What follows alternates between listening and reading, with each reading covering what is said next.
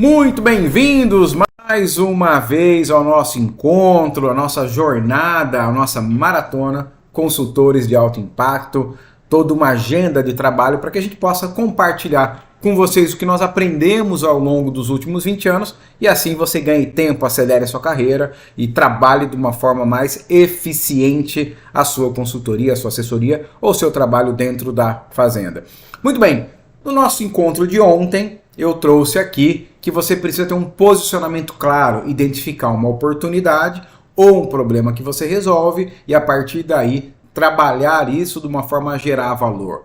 Existem grandes oportunidades dentro da atividade agropecuária brasileira e quanto mais valor a gente consegue gerar, mais valor você consegue capturar e fazer com que isso seja o canal, o meio da sua carreira, o meio de você se desenvolver dentro de uma atividade profissional. E aí tem um ponto central que é aprenda a gostar de gente. Pode parecer óbvio, mas a quantidade de pessoas que não perceberam que no final das contas tudo se resume em gente é muito grande. Aí você pode estar se perguntando, poxa Antônio, mas eu fiz veterinário porque eu gosto de animais e não de gente. Eu fiz zootecnia porque eu gosto de animais, de produção e não necessariamente porque eu gosto de gente. Eu fiz agronomia porque eu gosto de planta e não porque eu gosto de gente. Então, no final das contas, eu brinco, errou o curso. A gente tinha todo mundo aqui ter feito psicologia, né, ter feito formações que ajudem a gente a entender, mas principalmente a gostar de gente. Quando eu falo gostar de gente, é justamente nós podermos entender um pouco mais as pessoas, o comportamento das pessoas, a diferença que existe entre nós. Por quê? Porque se você está levando uma transformação, você está propondo uma mudança. Essa mudança ela vai acontecer através do exercício profissional, às vezes pessoal, de alguém. No final das contas, toda vez que a gente muda, a gente é muito exigido. Não é uma tarefa simples mudar. Pode perceber pelos teus hábitos. É fácil mudar o hábito? É fácil aceitar coisas novas? Nem sempre é. Então, se você está propondo uma mudança, uma transformação, você precisa, como eu coloquei dentro dos processos, criar ativistas, né? Aquelas pessoas que vão assumir conosco essa jornada de transformação. Então, entender de gente, gostar de gente, se conectar com as pessoas, promover uma mudança, ele é fundamental. Não há consultor de alto desempenho, assessor de alto desempenho, ou até poderia dizer profissional de alto desempenho que negligencia a posição das relações humanas. No final das contas, a gente sabe que a equação que explica muito bem o êxito profissional é conhecimento vezes relacionamento vezes realização ao quadrado vezes imagem. Então essa é uma equação interessante, uma equação importante que explica o desempenho profissional. E aí, no final das contas, que eu queria colocar aqui, que a gente precisa entender, se relacionar e para isso você precisa gostar. E por que a gente usou o nome gostar aqui, pessoal? Por que gostar foi o ponto central? Não serviria entender? Reconhecer? Não, porque você só fica bom em algo quando você gosta. É muito improvável que você tenha alto desempenho, seja em qualquer área da vida, se você não entende profundamente daquilo. E você não vai entender profundamente de alguma coisa que você não gosta. Sabe aquele tipo de coisa que você acorda domingo pela manhã e já corre para o YouTube para assistir? Ou já vai para um curso online, ou já vai para um livro, para um artigo científico, porque independente daquilo ser um tema profissional, você adora estudar aquele ponto, aquilo te faz sentido você se desenvolver um aprendizado nessa natureza. Então esse é o elemento, por isso gostar. Porque quando você entende que as relações humanas elas constroem um resultado, as relações humanas dão sentido, propósito na nossa vida, é que realmente as coisas começam a avançar. Então, se você ainda não aprendeu a gostar de gente, está aqui o convite inicial para isso. Até porque você vai propor uma transformação, vai propor uma mudança, vai propor sempre uma venda. E quando eu falo venda, não confunda uma venda comercial. Quando eu falo venda, eu estou falando que você está vendendo uma ideia, está vendendo um projeto, está vendendo uma mudança. E aí vem o ponto central. O primeiro passo para vender um serviço de consultoria é identificar a oportunidade a ser conquistada ou um problema a ser resolvido. Então, se você não lembra disso, é só assistir a primeira aula dessa maratona. E aí vem o segundo ponto que eu quero destacar. Vamos destacar esse negócio. Saiba que primeiro a pessoa compra você para depois comprar de você. Vou repetir. Primeiro a pessoa compra você para depois comprar de você. Reflita muito. Situações, até situações típicas. Já aconteceu de você entrar numa loja e ser muito bem atendido e você não queria tanto aquele produto, ou você sabe que aquele produto está com um precinho um pouquinho maior do que você poderia achar em outro lugar, achar online. Poxa vida, mas aquele vendedor foi tão atencioso, foi uma pessoa tão querida que você fala assim, vou comprar. Por quê? Porque primeiro você comprou ela para depois comprar dela. O que isso tem a ver com o negócio de consultoria? Não vou ver. Certamente você tem uma família onde você tem um primo, um tio, um parente, um amigo, assim, um amigo próximo entre nós, que meio porra louca, uma pessoa que já capotou não sei quantos carros, já casou 12 vezes, já teve um fuzuê, já não sei o que, tal, camarada assim, aquele camarada na família que, poxa, é claro que eu dei uma exageradinha aqui, mas imagina aquela pessoa assim que parece que não tem muita moral com a turma, não tem moral, o cara não tem muita moral, né? Ou a moça não tem muita moral. E aí, ela dá uma opinião sobre um assunto familiar.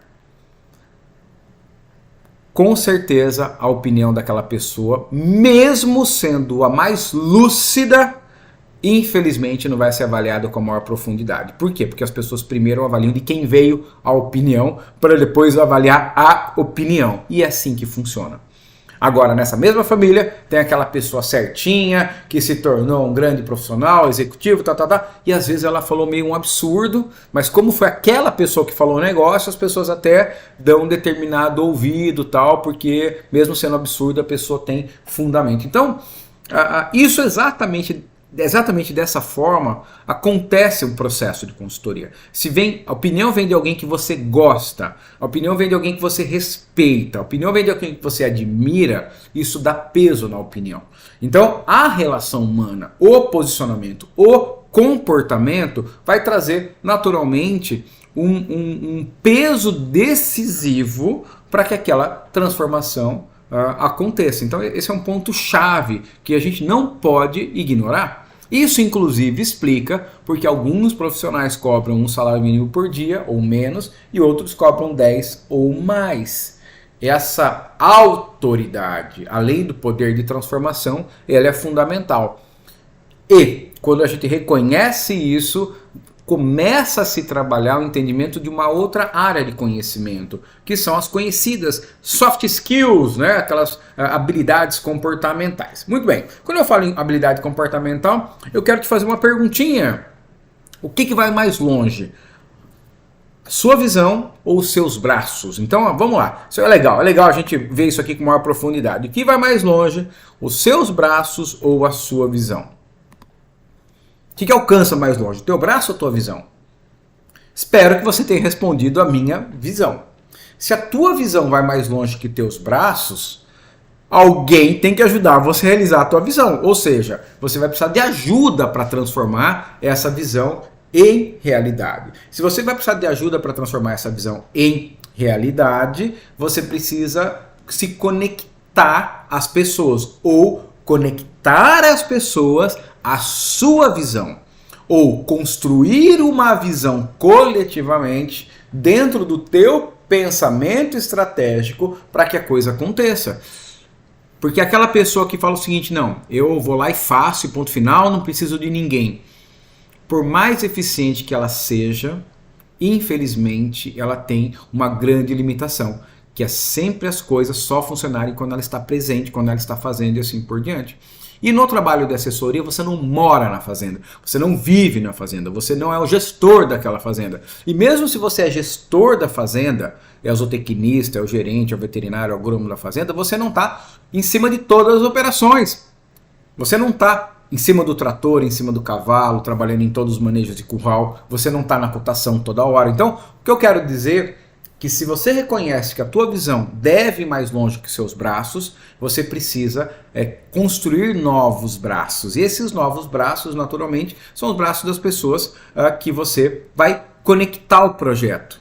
Conectar. Então, estou falando aqui em conectar pessoas. Eu falei de ter uma visão na aula anterior e a gente multiplica, amplifica essa visão conectando as pessoas. E aí é fundamental que a gente conheça o quê? O lado de cada um. Cada um de nós tem um lado, um jeitão, um estilo. E eu percebi que existe um viés cognitivo. O que é um viés cognitivo? O viés cognitivo é uma falsa interpretação da realidade. Você lê a realidade por uma lente que é a nossa lente, que é a sua lente, e assim por diante. Um exemplo de um viés cognitivo. Poxa vida, você está viajando e de repente, está viajando fora do Brasil. Pum. E aí você encontra um brasileiro. Você já cria uma determinada simpatia, porque o cara é brasileiro, está falando a tua língua. Ou, poxa vida, olha que legal. E às vezes aquela pessoa pode ser um baita de um nó cego. Então você fez uma interpretação falsa da realidade. Você teve uma conjuntura que fez você acreditar que aquilo pode ser legal. Vamos ir mais um pouquinho para o lado profissional. Então eu coloquei o lado pessoal aqui, né? Até no lado pessoal ainda. Você encontrou alguém que torce para o mesmo time que você. Torce para o mesmo time.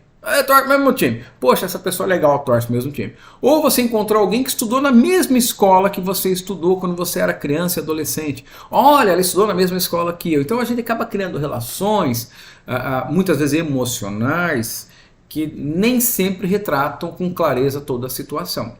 Mas aí vem, como eu quero dizer aqui, profissionalmente. Você tem um jeitão de ver a vida, um jeitão de ver o mundo, um jeitão de se relacionar.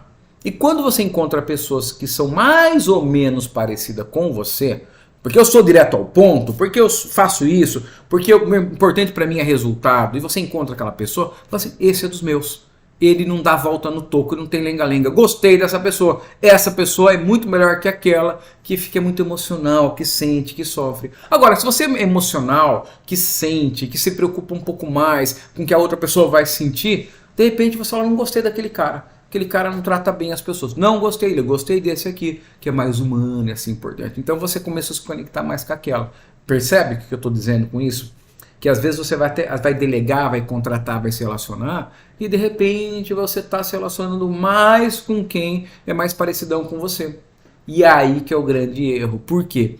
Porque o desempenho, o crescimento, porque o avanço está justamente em criar essa multidisciplinaridade, multicomportamento, onde a gente consiga que um grupo heterogêneo de personalidade e de conhecimento possa estar alinhado a um objetivo em comum, que é a transformação que você está promovendo, ou que você quer promover. Porque nós somos diferentes, cada um tem uma cultura. Se você chegar na tua casa e de repente ter alguém sentado de boné na mesa e comendo de boné, certamente para algumas famílias aquilo não faz diferença nenhuma, porque todo mundo sempre comeu de boné na mesa. Em outras famílias aquilo certamente vai ser uma afronta, porque é uma falta de respeito. Então pelo menos tira o boné, tira o chapéu para comer. Então você percebe que a gente precisa entender o lado de cada um para poder se conectar. Então o lado de cada um, eu diria o seguinte, que essa oportunidade que a gente tem só vai ser realmente aproveitada quando você consegue entender o lado de cada um. E aí, para ratificar tudo isso que eu falei, quero te fazer uma pergunta, uma reflexão. Você aí pense comigo, responda essa pergunta para mim. Você já ganhou um presente que não gostou muito? Até você mais direto ao ponto. Você já ganhou um presente que você falou assim, puta merda, nunca vou usar esse negócio. Já ganhou um presente e falou, nunca vou usar esse negócio. Possivelmente sim. Talvez alguma coisa falou assim, olha, talvez eu use, mas não gostei muito, mas não vou usar. Muito bem. Agora, pense comigo aqui. A pessoa que te deu um presente que você não gostou, ela queria te sacanear? Ela queria de alguma forma te afrontar? Ela queria te deixar deprimido? É claro que não. Por que ela deu um presente que você não gostou muito? Por um motivo muito simples. Ela não te conhecia o suficiente.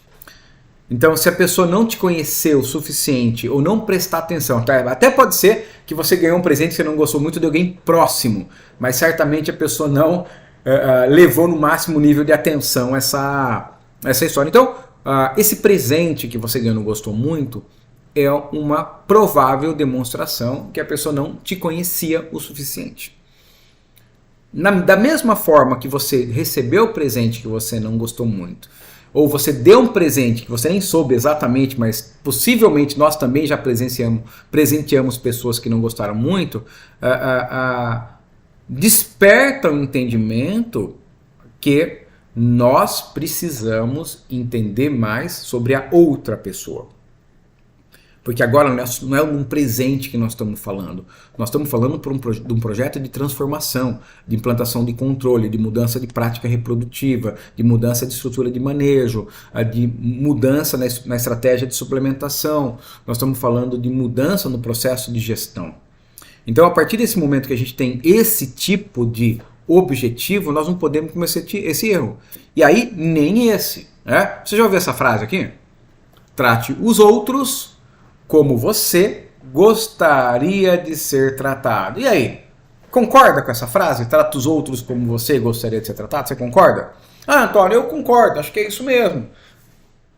Sabe que eu diria que eu concordo meio discordando? Eu concordo em parte, porque eu prefiro essa frase aqui. Trate o outro como ele gostaria de ser tratado. Então, o mais importante não é tratar os outros como você gostaria de ser tratado, mas sim como ele gostaria de ser tratado. Essa é a grande diferença.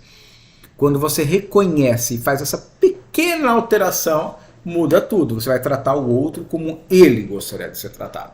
Você, por exemplo, gostaria de receber um relatório de 400 páginas com mais profundo detalhe ou prefere receber um relatório de 2 páginas?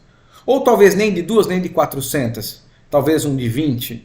Você percebe que tem gente aqui que uma página não é suficiente, que 400 talvez seja o suficiente, ou talvez 400 seria demais, que 20 seria suficiente. Entende isso? Entende esse lado? Tenho certeza que você que está me assistindo aqui hoje, que faz parte de uma minoria das pessoas que cumpriram o combinado. Ontem eu falei isso, que uma parte assiste a primeira aula e uma parte menor ainda assiste a segunda aula. Se você está assistindo a segunda aula, então parabéns, né?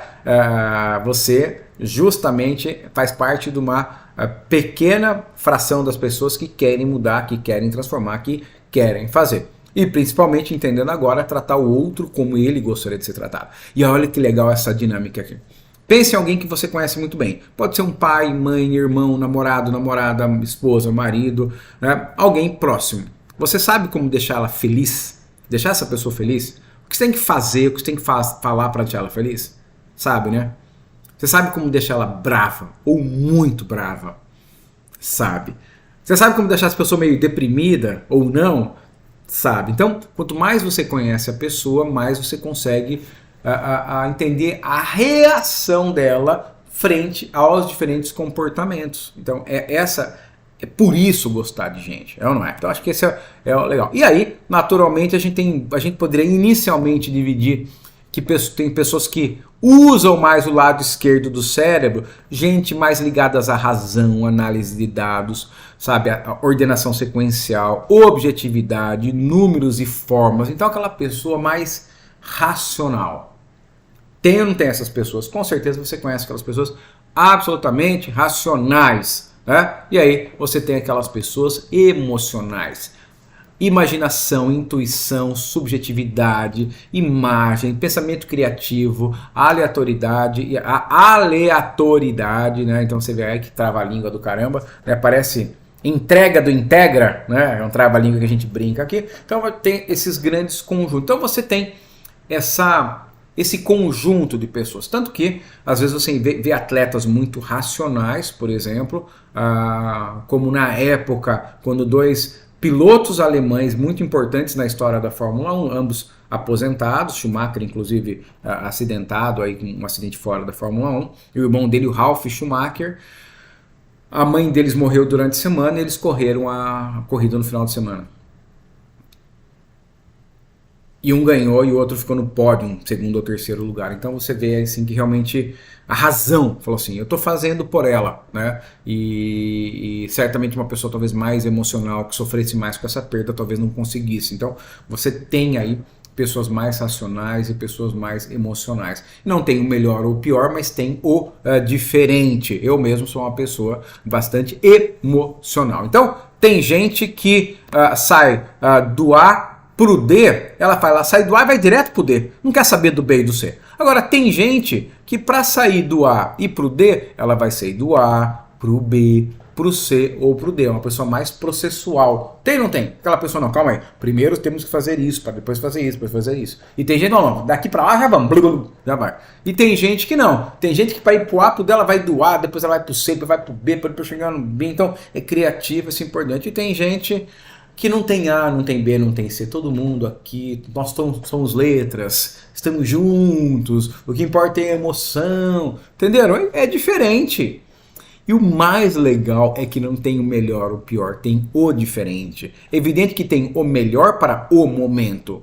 Se você tem uma pessoa mais racional no momento de atitude, no momento de decisão ou de uma tomada de decisão que tem que ser isenta de emoção, ela vai bem. Mas tem hora que eu preciso da emoção do movimento, da emoção da conversão, da emoção do projeto, porque o projeto tem que tocar o coração, o cérebro e o bolso. Você toca o coração com a emoção, você toca o cérebro e o bolso com a razão. Então você precisa usar os dois lados do cérebro ou manejar esses dois perfis de pessoas para que a coisa aconteça bem. Muito bem, Antônio, tá ficando complicada essa história, hein, meu? O que isso tem a ver com fazenda, com pecuária, com lavoura?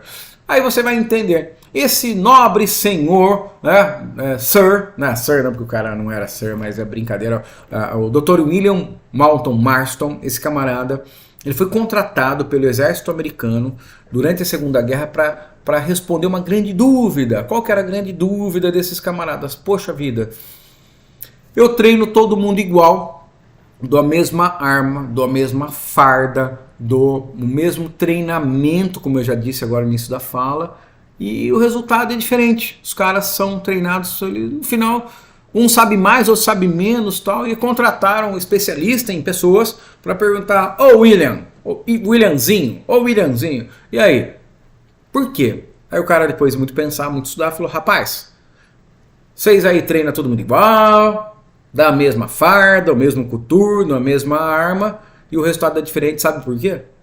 Porque as pessoas são diferentes. Então, se você não reconhecer essa diferença e não ajustar isso, de fato os resultados vão ser diferentes. E esse cara criou o que existem 4 grandes conjuntos de personalidade.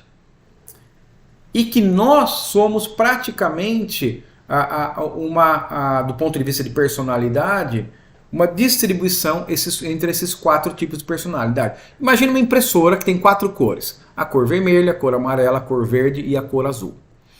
Cada um de nós ele vai imprimir uma folha. Alguns vai sair mais vermelho, outros vai sair mais amarelo. Todas as cores, naturalmente, vão sair nessa folha.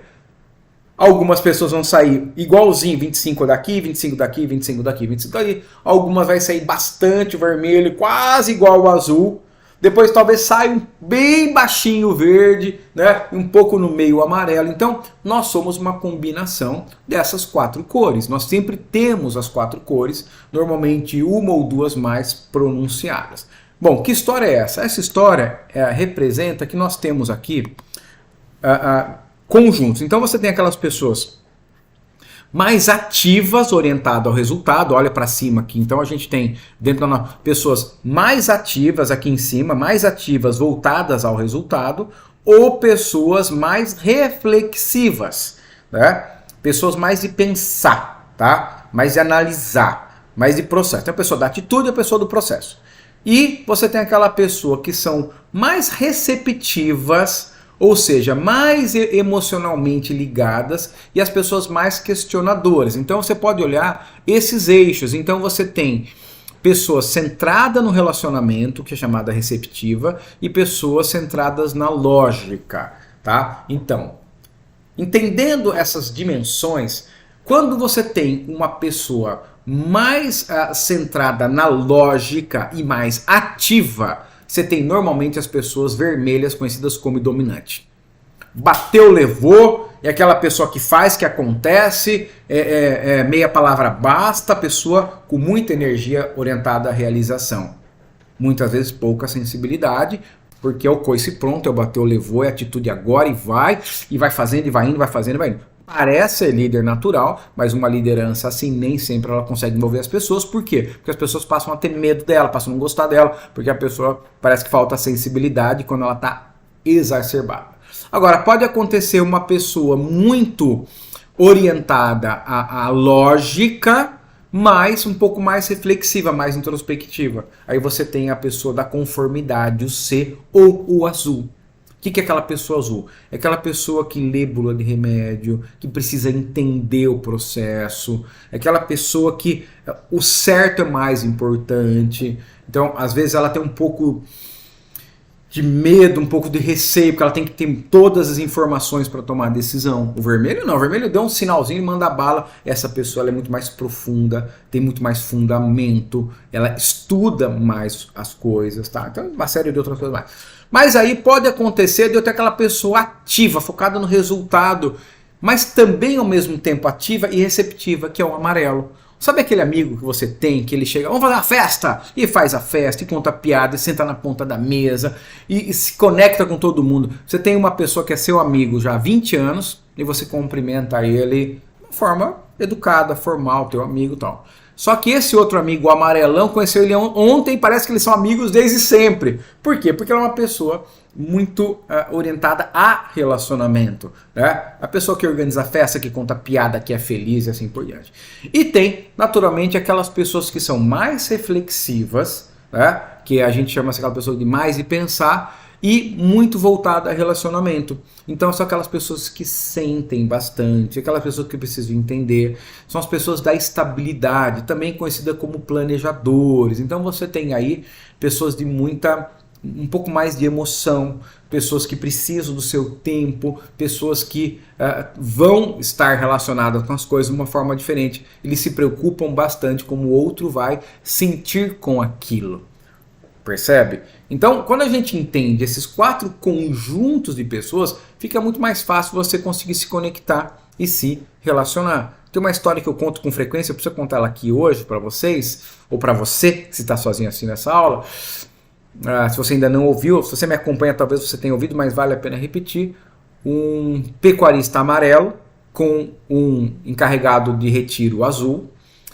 Nós chegamos no retiro determinado dia, ele é amarelo, brincou com as crianças, não sei o que, chamou todo mundo de apelido e tal. Falou, quando o tio voltar aqui, vou trazer bala para todo mundo.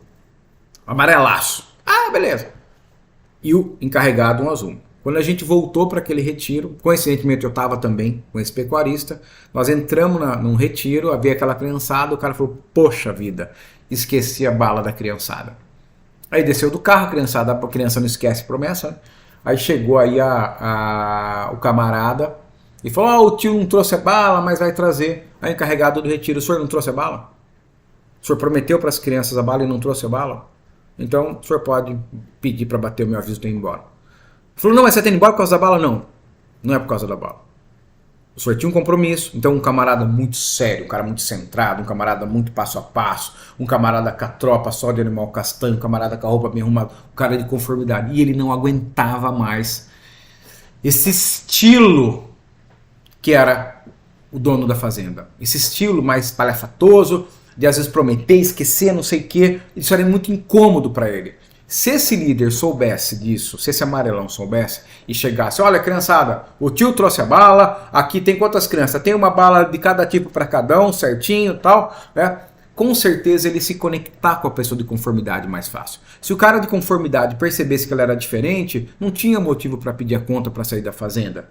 Entendeu? Se eles se alinhassem, se percebessem. E aí esse é o ponto que eu quero dizer para vocês hoje nessa aula. Se você entender que você está se relacionando ou com um dominante, ou com conformidade, ou com estabilidade, ou com influente, você vai propor o projeto de uma forma diferente. Até porque o dominante vermelho ele é direto, orientado a resultado, firme e confiante. A pessoa azul, conformidade, ela é analítica, prudente, meticulosa, reservada e sistemática. O amarelão influente, ele é extrovertido, otimista, aficionado pelas coisas, bem disposto, alegre. E aí, o estabilidade é uma pessoa mais calma, mais tolerante, muitas vezes mais acomodada, humilde e diplomática. Então, quando você tem um projeto para fazer, você vai propor de forma diferente. Então, como eu vou vender um confinamento para cada um? Vou chegar para um vermelho, nós vamos matar os bois mais pesados da região, nós vamos aumentar a lotação, nós vamos ter a maior lotação, nós vamos conquistar resultado, que vermelho é orientado para resultado. Vou vender o confinamento para o azul. O azul ele tem certo passo a passo, a segurança na sua base, por exemplo. Nós não podemos correr o risco da seca ou da geada se ele estiver no sul. Precisamos ter um confinamento para mitigar os riscos. Um é conquista, outro é diminuir risco. Agora falar com o amarelo. Amarelo, já pensou a gente com um confinamento desse tamanho aqui? Nós vamos ter uma possibilidade de fazer dia de campo. Nosso confinamento vai ser o mais moderno da região. Nós vamos poder colocar câmera sensor, porque o amarelo gosta bastante de novidade nessa coisa toda, entendeu? A gente vai poder ser reconhecido pela turma como a fazenda mais inovadora aqui, tal. Então o amarelo gosta de novidade, gosta de sonho, gosta, vamos fazer um dia de campo, gosta do dia de campo e assim por diante. E nós vamos vender para o verde. Olha, verde, quanta coisa boa nós vamos ensinar para os nossos meninos aqui. O confinamento vai trazer uma oportunidade de desenvolvimento humano. Claro que vai ser passo a passo, que a gente vai trabalhar primeiro o ano vai ser menor, depois nós vamos crescendo. Então você cria uma forma, olha, vai ser muito bom para as pessoas que estão conosco aqui, que nós vamos aprender. Além disso, nós vamos, claro, matar boi mais pesado, aumentar o vírus de estoque, assim por diante. Mas vocês perceberam que o jeito de propor uma ideia tem que ser diferente para cada um? E o nosso erro é propor a ideia para alguém como estivesse sendo proposta para você, sem identificar isso. E aí, se você é alguém que está levando transformação, você precisa reconhecer. Até porque essa jornada toda essa jornada de trabalho de consultoria está em atrair as pessoas, você tem que aparecer bem. Então, quando você domina essas etapas, você tem que atrair a atenção das pessoas. Depois você vai se conectar às pessoas, depois você vai descobrir a dor ou o sonho, depois você vai fazer a oferta, depois você vai fazer o fechamento. Então, eu atraio a atenção das pessoas publicando um vídeo, escrevendo um artigo, ministrando uma palestra, coordenando um dia de campo. Então, primeiro eu atraí. Depois que eu atraí a atenção das pessoas no meu trabalho, eu preciso me conectar. Por quê? Porque primeiro a pessoa compra você, para depois comprar de você. Depois que você se conectou, você ganha o direito de estudar a oportunidade. Que oportunidade nós vamos transformar? Que aqui eu resumi em dor ou sonho.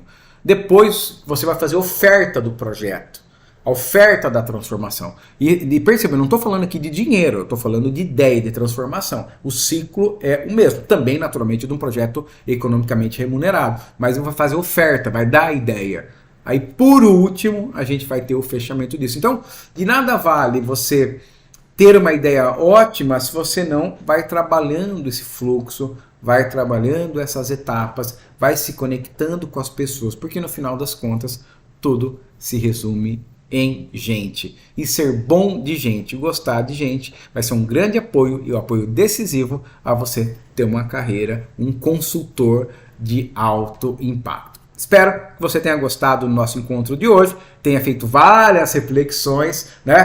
Ter conectado esse conteúdo com os demais conteúdos, e aí a gente vai poder falar amanhã. E amanhã, inclusive, a gente vai trazer um método aqui, que é como você aumentar o processo mesmo de transformação. Nós temos um método de trabalho, um método que, quando ele é aplicado, ele é capaz de mais do que dobrar o lucro da fazenda a cada 4 anos. Esse método envolve o que eu coloquei para vocês na aula de ontem, envolve o que eu coloquei para vocês na aula de hoje. É um método que nós temos trabalhado há mais de 20 anos, é um método vivo, né? É um método que a gente realmente mapeou o que faz toda diferença dentro de um processo de transformação, de um processo de consultoria. E eu tenho certeza que, se você gostou da aula 1 e da aula 2, você vai se apaixonar pela aula 3, porque ele é simples, ele é objetivo, com alta capacidade de transformação.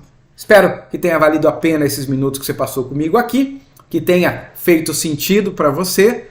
Para mim, naturalmente, foi maravilhoso. Adoro estar compartilhando aquilo que a gente vive, que a gente faz. E nos encontramos amanhã. Um grande abraço e até amanhã.